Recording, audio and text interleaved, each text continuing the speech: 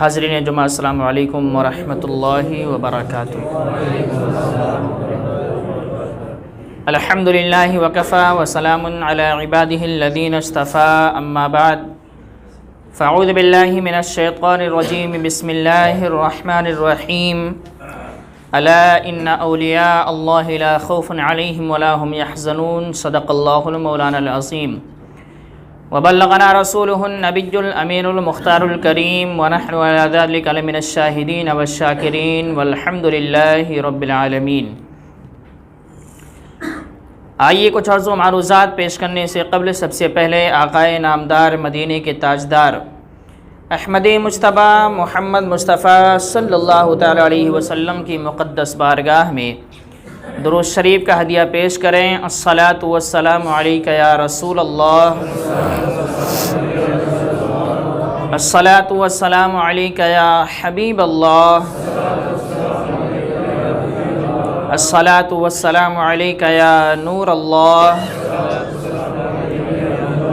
صلی اللہ تعالی علیہ وسلم۔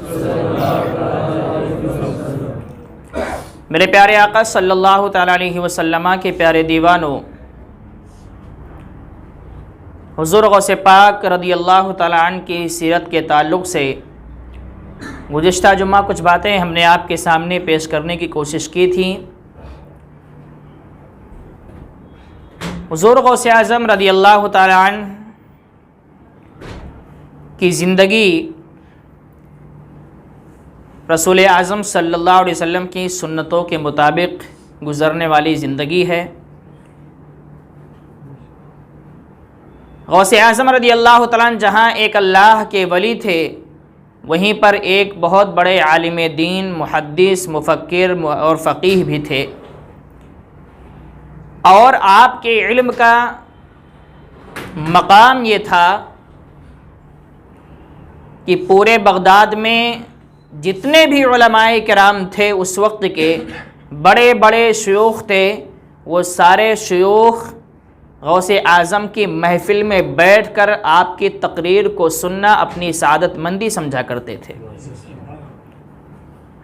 اور غوث اعظم رضی اللہ تعالی عنہ جو درس دیا کرتے تھے، جو محفل آپ کے مدرسے میں ہوا کرتی تھی، اس محفل میں عوام تو بہت دور کی بات ہے، عوام تو عوام ہے، جناتوں کی جماعتیں بھی اس محفل میں حاضر ہوا کرتی تھیں اور غوث اعظم کا بیان سنا کرتی تھیں۔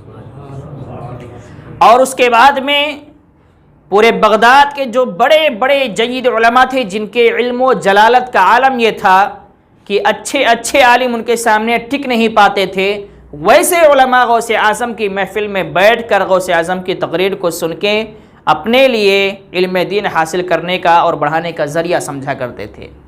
غوث اعظم رضی اللہ تعالیٰ عنہ کی محفل وہ محفل تھی جس میں ایک ایک وقت میں 400 سے زیادہ اولیاء کرام بیٹھ کے آپ کے تقریریں سنا کرتے تھے۔ یہ غوث اعظم کی شان تھی۔ غوث اعظم کی شان یہ کیوں نہ ہو، اور علم کا مقام یہ کیوں نہ ہو، علم تو آپ کے پاس بہت تھا، لیکن آپ ایک دیہات کے رہنے والے تھے۔ ایک دیہاتی اور ایک عربی جو انسان ہوتا ہے، اس کی زبان میں عربی بولنے میں بہت فرق ہوتا ہے۔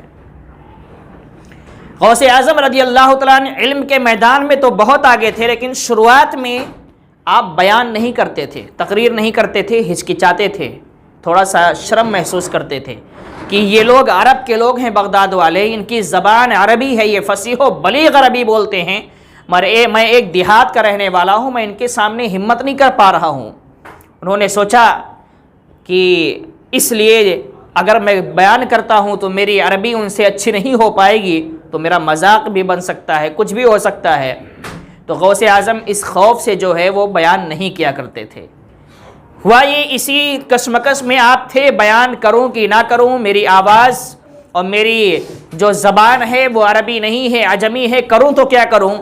اسی کشمکش میں تھے کہ آپ ایک رات سوتے ہیں تو جناب محمد الرسول اللہ کی خواب میں زیارت ہوتی ہے۔ زیارت ہوئی تو رسول اعظم صلی اللہ علیہ وسلم نے غوث اعظم سے پوچھا کہ بیٹا کیا بات ہے، تم واعظ کیوں نہیں کرتے ہو، تقریر کیوں نہیں کرتے ہو، لوگوں کو نصیحت کیوں نہیں کرتے ہو؟ تو غوث اعظم نے عرض کیا یا رسول اللہ صلی اللہ علیہ وسلم، معاملہ یہ ہے کہ وہ عربی لوگ ہیں، میں عجمی ہوں، میں ایک دیہات کا رہنے والا ہوں، میری زبان عربی نہیں ہے، عربی بولتا تو ہوں لیکن وہ فصاحت و بلاغت میری زبان میں نہیں ہے جو عرب لوگوں میں ہے، اس لیے میں بولنے کی ہمت نہیں کر پا رہا ہوں۔ رسول اعظم نے بڑا تحفہ دے دیا، فرمایا ٹھیک ہے اپنا منہ کھولو۔ غوث اعظم فرماتے ہیں کہ میں نے خواب ہی میں اپنا منہ کھولا، رسول اعظم نے اپنا تھوک مبارک، اپنا لعاب دہن 7 مرتبہ میرے منہ میں ڈالا اور فرمایا جاؤ، آج کے بعد پورے بغداد نہیں پوری دنیا میں تم سے زیادہ اچھی عربی بولنے والا کوئی نہیں ملے گا، تم بیان کرتے جانا، لوگ سن کے حیرت کریں گے کہ ایک دیہات کا رہنے والا اتنی اچھی عربی کیسے بول لے رہا ہے۔ غوث اعظم فرماتے ہیں کہ یہ تو رسول اعظم صلی اللہ علیہ وسلم نے تحفہ دیا ہی، اسی دوسری رات میں میرے دادا جان نانا جان علی مرتضیٰ کرم اللہ تعالی وجہ الکریم کا بھی دیدار ہو گیا۔ فرماتے ہیں جب آپ کا دیدار ہوا تو آپ نے بھی وہی کام کیا جو رسول اعظم نے کیا، آپ نے اپنا لعاب دہن نکالا اور میرے منہ میں 6 مرتبہ ڈالا۔ غوث اعظم فرماتے ہیں کہ جب 6 مرتبہ آپ نے لعاب دہن ڈالا تو میں نے سوچا اور سوال کیا کہ کیا بات ہے کہ رسول اعظم نے 7 مرتبہ لعاب دہن ڈالا ہے اور آپ نے 6 مرتبہ لعاب دہن ڈالا، اس کی وجہ کہ آپ بھی 7 مرتبہ کر دیتے۔ تو علی مرتضیٰ کرم اللہ تعالی وجہ الکریم نے فرمایا کہ عبد القادر تمہیں پتہ ہے کہ وہ آقا ہیں اور میں غلام ہوں، غلام کبھی اپنے آقا کی برابری نہیں کر سکتا، رسول اعظم نے 7 مرتبہ لعاب دہن ڈالا ہے، اگر میں بھی 7 کر دوں گا تو برابری کا شبہ ہو جائے گا، اس لیے میں نے 6 کر کے یہ ثابت کیا ہے کہ میں غلام ہوں اور رسول اعظم آقا ہے، غلام کبھی آقا کے برابر نہیں ہو سکتا ہے۔ اور غوث اعظم فرماتے ہیں یہی تحفہ مجھے ملا لعاب دہن کا، اس کے بعد حالات یہ ہوئے کہ میں جب تقریر کرتا تھا تو آپ کی محفل میں 70,000 لوگ، اس سے بھی زیادہ ایک محفل میں بیٹھا کرتے تھے، بغیر مائک کے، بغیر ساؤنڈ کے، بغیر اسپیکر کے بیان ہو رہا ہے، اور محفل میں بیٹھنے والے وہ علماء فرماتے ہیں کہ جب غوث اعظم بیان فرماتے تو 70,000 سے زیادہ کا مجمع ہوتا، جتنی آواز پاس والے کے پاس آتی تھی اتنی آواز جو اخیر میں بیٹھتا تھا اس کے پاس بھی جایا کرتی تھی، سب کو یکساں آواز نظر آتی، کسی کو کم کسی کو زیادہ نہیں۔ آج ہمارے پاس مائک نہ ہو تو ہم باہر تک آواز نہیں پہنچا پاتے، یہ غوث اعظم کی بہت بڑی کرامت ہے کہ اپنے ممبر پہ بیٹھ کر 70,000 تک اپنا بیان پہنچاتے تھے، بغیر مائک کے، بغیر ساؤنڈ کے، بغیر اسپیکر کے، کچھ بھی نہیں۔ یہ کرامت ہے جو اللہ رب العزت نے اولیاء کرام کو عطا فرمایا ہے۔ اور یہ مقام، یہ علم کہاں سے ملا آپ کو؟ غوث اعظم رضی اللہ تعالیٰ عنہ کی عمر جب 18 سال کی ہوئی، جیلان سے نکل کے بغداد جانا چاہا، امی کے پاس گئے، امی میں جانا چاہتا ہوں بغداد تاکہ علم دین حاصل کروں۔ امی نے مراقبہ کیا، والدہ ماجدہ بھی اللہ والی تھی، مراقبہ کیا، مراقبے میں آپ کو بتا دیا گیا کہ آپ کے بیٹا جہاں جانا چاہتا ہے وہ اچھا راستہ ہے، وہاں بھیج دیجئے۔ مراقبے سے فارغ ہوئیں تو کہا کہ بیٹا میں تیری جدائی کو تو برداشت کر سکتی ہوں لیکن علم دین سے تیری جدائی کو مجھے برداشت نہیں کر سکتی ہوں۔ غوث اعظم کی والدہ فرماتی ہیں کہ میں نے اپنے بیٹے کو تیار کیا، اپنے ہاتھوں سے تیار کیا اور 40 درہم اس کے گدڑی میں سل کے دے دیے، اور فرماتی ہیں ھذا وجہ لا ارى الی یوم القیامہ، یہ چہرہ اپنے بیٹے کا میں آج دیکھ رہی ہوں، اس کے بعد قیامت تک نہیں دیکھوں گی۔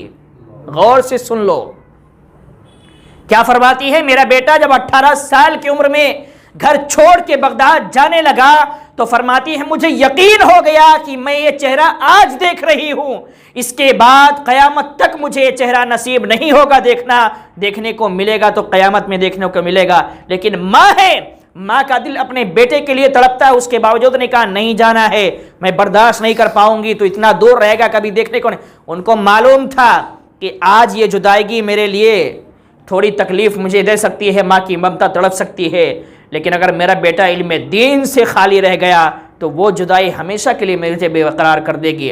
آپ فرماتی میں نے اپنے بیٹے کو روانہ کر دیا اور نصیحت کیا کی تھی، بیٹا اچھی تعلیم حاصل کرنا، یہ نصیحت نہیں تھی، کیونکہ معلوم تھا کہ تعلیم کے لیے جا رہا ہے بیٹا اور بیٹا معمولی نہیں ہے، علم تو حاصل ہی کرے گا، اس کی نصیحت کرنے کی ضرورت نہیں ہے۔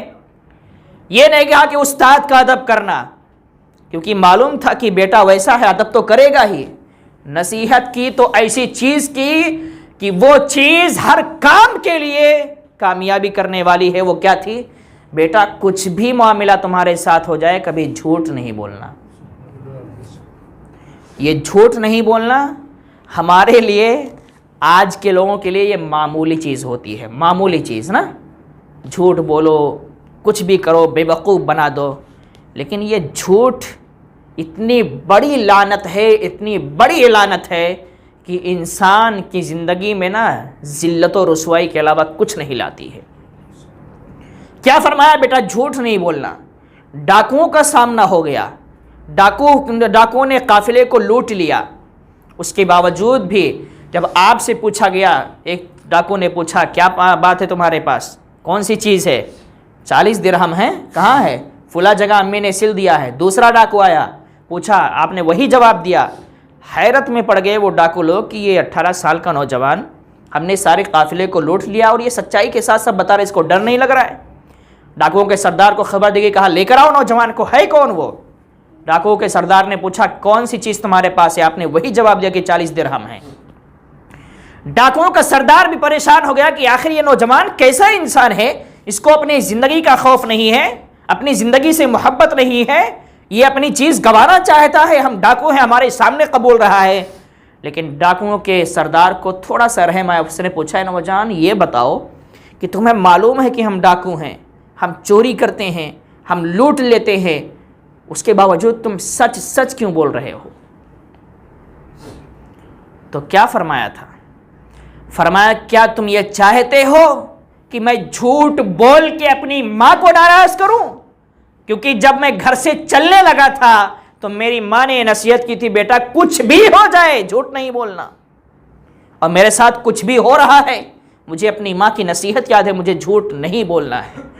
ڈاکوؤں کے سردار کے دل پہ یہ بات اتر گئی، اس نے کہا کہ اے نوجوان، تو اتنا اس بات کا خیال کر رہا ہے کہ تو اپنے ماں کی نافرمانی نہیں کر پا رہا ہے، اتنے خوف کے عالم میں ہونے کے باوجود تو اپنے ماں کی بات کو جھٹلا نہیں پا رہا ہے، ٹال نہیں سکتا۔ ہم تو زمانے سے اپنے رب کے حکم کو ٹال رہے ہیں، اپنے رب کی نافرمانی کر رہے ہیں، اس کی باتوں کو ٹال رہے ہیں۔ اس کے دل پہ بات اثر کر گئی اور اس نے کہا جب نوجوان تو اپنی ماں کی بات کو نہیں ٹال سکتا، ہم اتنے دنوں سے اللہ کی بات کو ٹال کے چوری کر رہے ہیں، تو اے نوجوان ہم چاہتے ہیں کہ تو ہی ہمیں اپنے ہاتھ میں ہاتھ دے کے کلمہ پڑھا اور سچی توبہ کرا۔ جناب غوث اعظم ڈاکوؤں کے سردار کو کلمہ پڑھاتے ہیں، توبہ کراتے ہیں، دوسروں سے کچھ نہیں کہا کہ تم بھی کلمہ پڑھو۔ سارے ڈاکوؤں نے کہا کہ جب یہ انسان چوری میں ہمارا سردار تھا تو توبہ کرنے میں بھی ہمارا سردار بنے گا، جب اس نے توبہ کر لیا تو اس کے پیچھے ہم سب توبہ کریں گے اور اللہ کے نیک بندے بن جائیں گے۔ تو ایک صداقت، ایک جھوٹ سے پرہیز، ایک سچائی نے، غوث اعظم کی ایک سچائی نے کئی ڈاکوؤں کو کیا بنا دیا؟ اللہ کا نیک بندہ بنا دیا۔ تو سچائی کی یہ طاقت ہے۔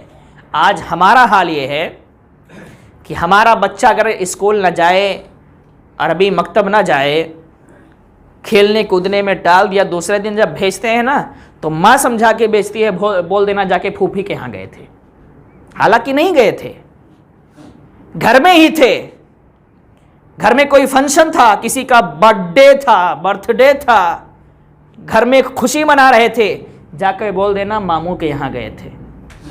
وہ غوث اعظم کی والدہ تھیں کہ علم دین کے لیے بھیج رہی ہیں، ذرا غور کرو ہم کس کام کے لیے بھیجتے ہیں اور کیا سکھا کے بھیجتے ہیں۔ وہ غوث اعظم کی والدہ تھیں، انہیں معلوم تھا کہ علم دین سیکھنے کے لیے بیٹا جا رہا ہے، اسی چیز کی نصیحت کرنا ہے، جھوٹ نہیں بولنا۔ اگر جھوٹ بولے گا تو علم دین اس کے دماغ میں نہیں بیٹھے گا۔ آپ کو معلوم ہونا چاہیے کہ جو جھوٹا ہوتا ہے نا اس کے دماغ میں چیزیں محفوظ نہیں رہتی ہیں، وہ یاد کرتا ہے نکل جاتا ہے، یاد کرتا ہے نکل جاتا ہے۔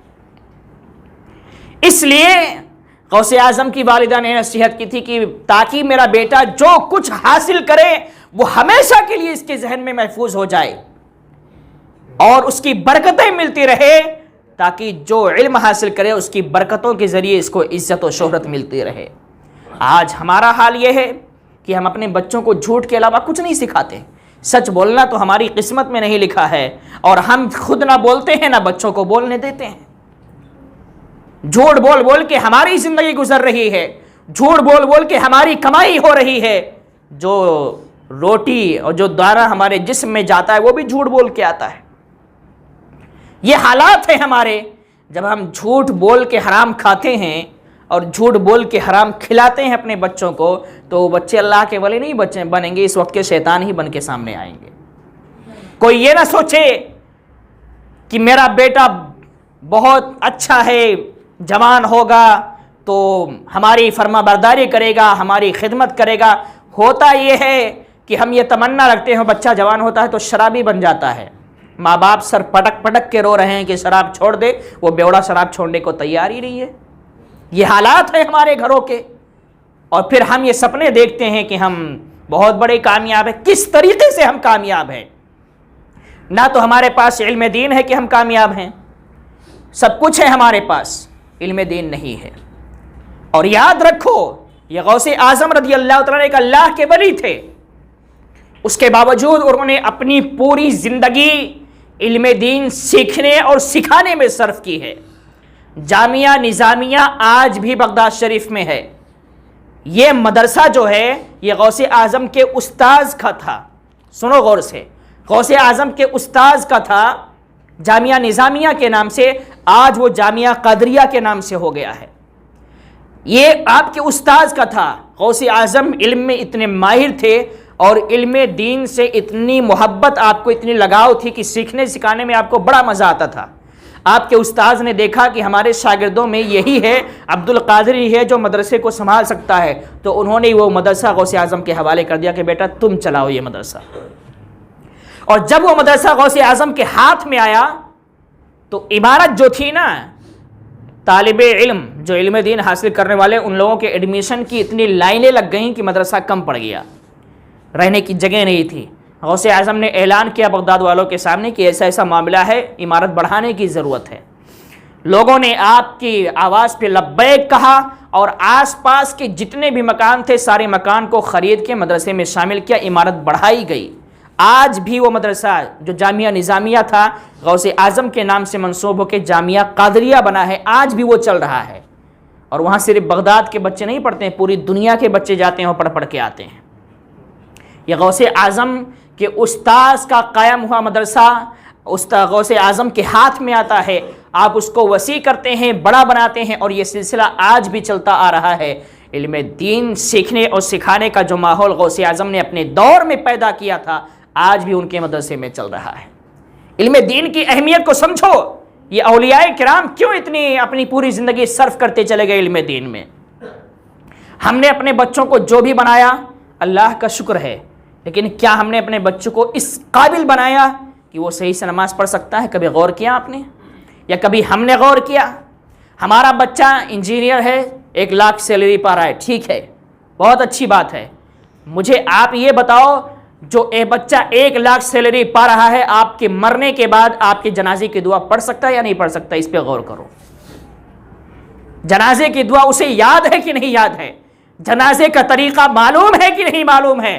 ارے جو 1.5 لاکھ 2 لاکھ کما رہا ہے اپنے باپ کے جنازے کا طریقہ نہیں معلوم ہے اسے، اور جنازہ نہیں پڑھ سکتا. اس کی تنخواہوں پر لعنت ہے، ایسی تنخواہ پر جو اپنے باپ کے جنازے کے لیے دعائیں مغفرت بھی نہ کر سکتا ہو. ایسی اولاد. ہم غرور کرتے ہیں، گھمنڈ کرتے ہیں نا کہ ہمارے 4 بچے ہیں 2-2 لاکھ کما رہے ہیں. ایسی کمائی پر پھٹکار ہے. کما کے تم کو دیا، تم نے کھایا پیا اڑا دیا.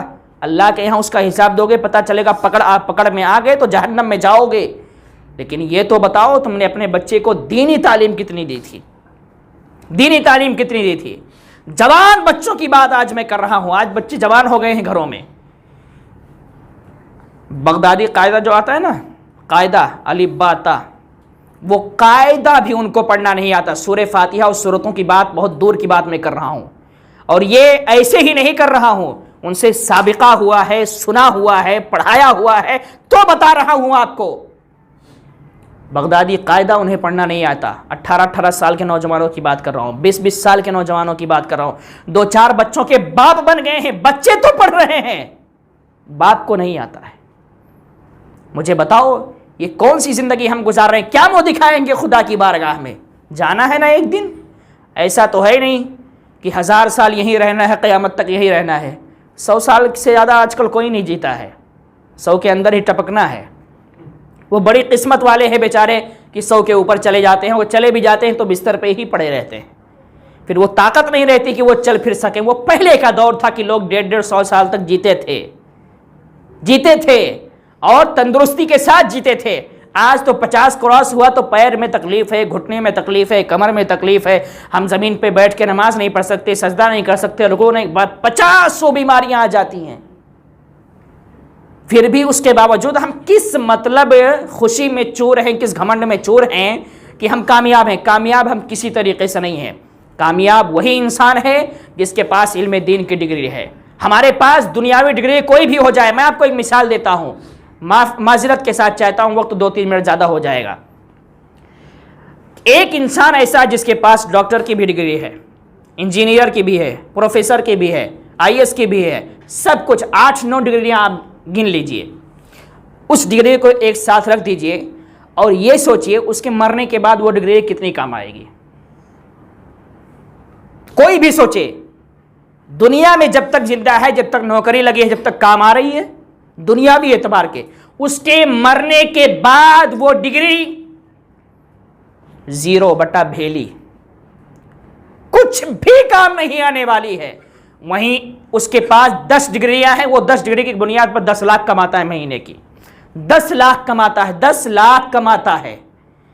ایک بچہ ایسا ہے جس کے پاس صرف حفظ قرآن کی ڈگری ہے، حافظ قرآن کی، وہ اس کے مقابلے میں دیکھیے، اس کے پاس 10 ڈگری ہے، دنیاوی ڈگری، 10 لاکھ کماتا ہے۔ ایک حافظ قرآن کے پاس کیا ہے؟ حافظ قرآن کی ڈگری ہے، یہ 10,000 کماتا ہے۔ کتنا؟ 10,000۔ وہ 10 لاکھ اور یہ 10,000۔ مرنے کے بعد اس کی ڈگری 0 ہو جائے گی، کوئی کام نہیں۔ یہ 10,000 دنیاوی اعتبار سے اس کو تکلیف دے گی، گزارا ہو سکتا ہے کہ نہیں، یہ تو حالات جانتے ہیں، لیکن مرنے کے بعد اصل اس کی کامیابی شروع ہوتی ہے۔ اس کی ڈگری کی کامیابی جو ہے کب شروع ہوتی ہے؟ مرنے کے بعد۔ کیا مرنے کے بعد؟ جب اس کے انتقال کا وقت آئے گا، فرشتے آ کے کھڑے ہو جائیں گے، شیطان بہکانے کے لیے آئے گا، شیطان کو دھتکار دیں گے، یہ حافظ قرآن ہے، سینے میں قرآن محفوظ ہے، تمہاری طاقت نہیں ہے اس کے سامنے آنے کی۔ انتقال کر جائے گا، کفن و دفن، جنازے تک فرشتے اس کے ساتھ ہوتے ہیں، قبر میں جاتا ہے فرشتے اس کے ساتھ ہوتے ہیں، نکیرین کو سوال نہیں کرنے دیتے ہیں کہ اس کے سینے میں قرآن ہے۔ قرآن اس کے سامنے کھڑے ہو جاتا ہے کہ میں اس کے سینے میں ہم محفوظ ہیں، اس نے ہماری حفاظت دنیا میں کی ہے، آج ہم اس کی حفاظت کریں گے۔ اور وہ قیامت تک دولہے کی طرح قبر میں سوتا رہے گا۔ قیامت کا منظر ہوگا تو اللہ فرمائے گا کس کی بخشش کرانا چاہتا؟ اپنے باپ کی، اپنے ماں کی، اپنے بھائی کی، اپنے بچوں کی، اپنی بیوی کی، کتنے کی کرانا چاہتا ہے؟ لے کے جا، تو بھی جنت میں جا اور ان کو بھی جنت میں لے کے جا۔ یہ اس کی ڈگری کی کامیابی ہے، یہ اس کی ڈگری کی کامیابی ہے۔ اس لیے دنیاوی ڈگری کے ساتھ ساتھ نا ایک دینی ڈگری بھی رکھو اپنے بچوں کے پاس، کہ اگر وہ دنیا سے چلے جائیں تو دنیا تو کامیاب بنا کے چلے گئے، دین کو بھی کامیاب بنا سکیں۔ اللہ رب العزت کی بارگاہ میں دعا ہے کہ پروردگار عالم ہم سب کو، آپ کو، پوری امت مسلمہ کو علم دین کے زیور سے آراستہ فرمائے، قرآن و سنت کے مطابق ہم سب کو زندگی گزارنے کی توفیق عطا فرمائے۔ وما علینا الا البلاغ۔ السلام علیکم ورحمۃ اللہ وبرکاتہ۔